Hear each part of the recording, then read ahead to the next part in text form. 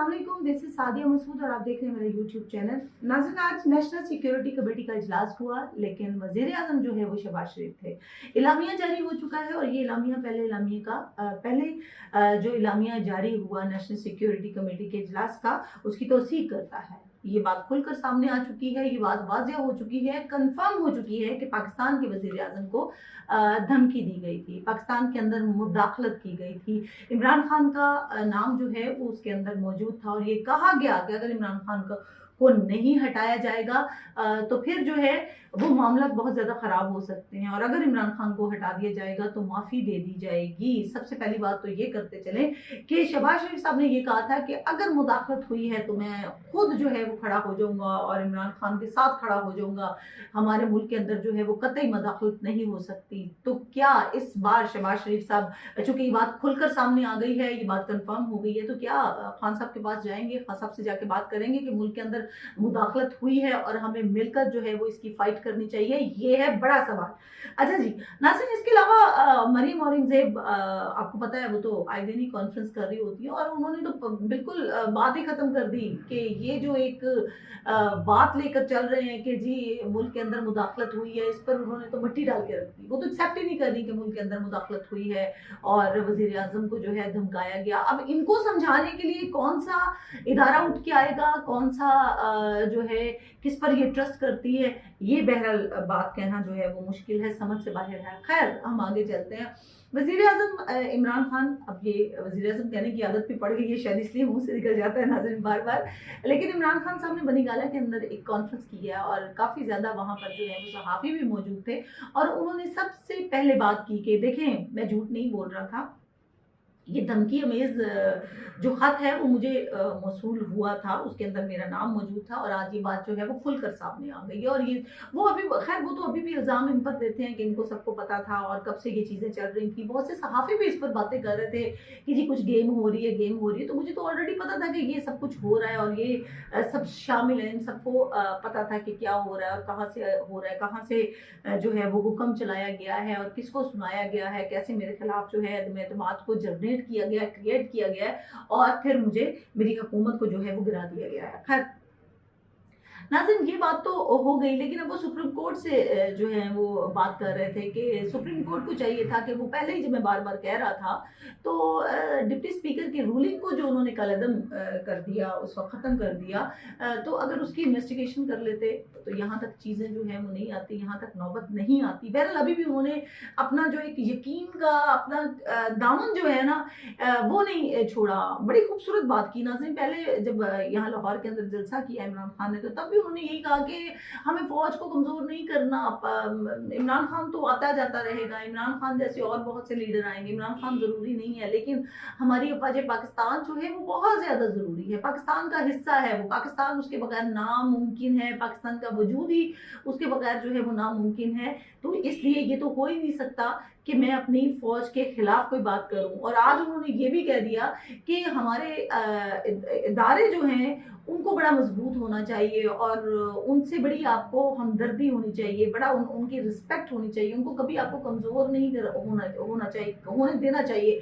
और उनसे एक उम्मीद लगती है कि एक बार फिर से उन्होंने बांधी है सुप्रीम कोर्ट से और कहते हैं कि दोबारा से समाअत करवाई जाए और खुली समाअत करवाई जाए, वहाँ पर मीडिया को मौजूद होना चाहिए और दोबारा ये सारी चीज़ें जो हैं दोबारा से रीऑर्गेनाइज की जाए, दोबारा से देखी जाए, ताकि मामलात को आगे किया जाए। अच्छा, इसके बाद जो है वो इलेक्शन कमीशन की भी उन्होंने बात की कि इलेक्शन कमीशन को जो है वो मुस्ताफ़ी हो जाना चाहिए। नाज़रीन देखें, सच्चाई तो यही है कि जब कोई एक पार्टी एतमाद नहीं करती किसी एक शख्स पर, तो फिर उसके पास केस कैसे जाया जा सकता है या वो कैसे कैसे हुक्म सादर कर सकता है, ये तो बात है। और आज इमरान खान ने ये भी कह दिया कि मैं पीटीआई जो है वो पाकिस्तान की सबसे बड़ी जमात है इस वक्त और हमें इलेक्शन कमीशन पर एतबार नहीं है, कि क्योंकि वो हर बार जो है जानबदारी से काम लेते हैं, एक तरफ की पार्टी की बात करते हैं। और उन्होंने तो यहाँ तक भी कह दिया था कि नून लीग को चाहिए कि इनको भी कोई नौकरी शौकरी दे दें अपने पास, अपनी पार्टी के अंदर, क्योंकि जब भी ये बात करते हैं तो आप ही की बात करते हैं, जानबदार हो जाते हैं,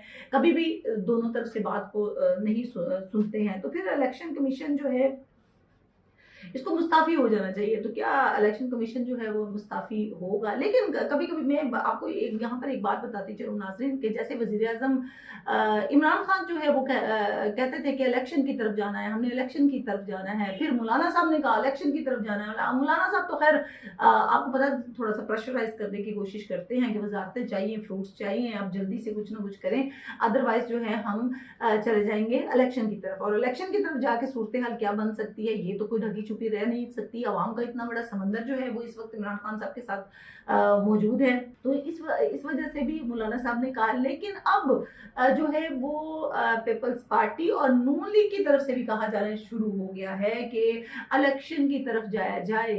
इमरान खान साहब ने तो एक मोमेंटम जो है वो तैयार कर लिया है, लोग रेडी हो गए हैं, कॉल भी दे दी है, उन्होंने लोगों को कहना भी शुरू कर दिया है कि हम इलेक्शन की तरफ जा रहे हैं, अपने आप को तैयार करें, अपने हल्कों को तैयार करें, ये वो सारा कुछ। और बाकी अब ये आवाज़ें जो हैं वो दूसरी जमातों की तरफ से भी आना शुरू हो गई हैं।